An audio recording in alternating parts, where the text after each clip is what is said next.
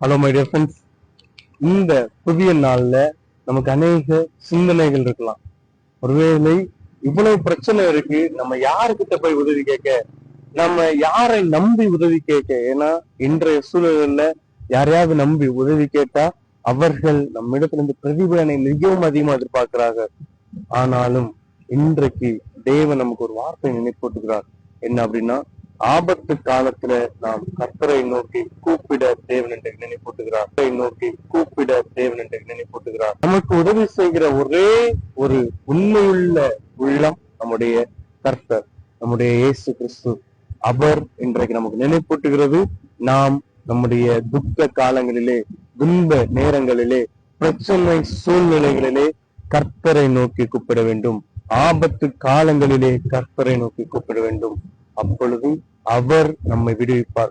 இன்றைக்கு நம்முடைய பிரச்சனைகள், நம்முடைய பாவங்கள் எல்லாம் நாம் சிக்கி வெளிவராத நிலைக்கு நம்மை கொண்டு போயிருக்கு. இந்த நேரத்துல நாம் கர்த்தரை நோக்கி கூப்பிடும் பொழுது தேவன் நம்மை விடுவிக்கிறவராயிருக்கிறார். விடுவித்து நாம் அவரை மகிமைப்படுத்தும் வண்ணமாய் நம்மை ஆசீர்வதிக்க போகிறார், நம்மை உயர்த்த போகிறார், நம்முடைய சூழ்நிலைகளை மாற்றப் போகிறார்.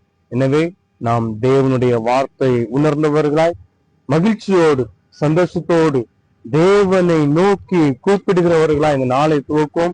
தேவன் தாமே நம்மை ஆசீர்வதிப்பார்கள். God bless you all.